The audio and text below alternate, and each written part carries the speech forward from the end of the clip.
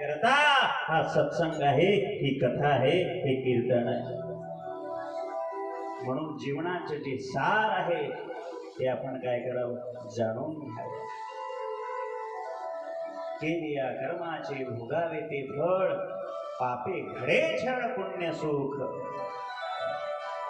म्हणून जीवनामध्ये नेहमी सात्विक कर्म करावं.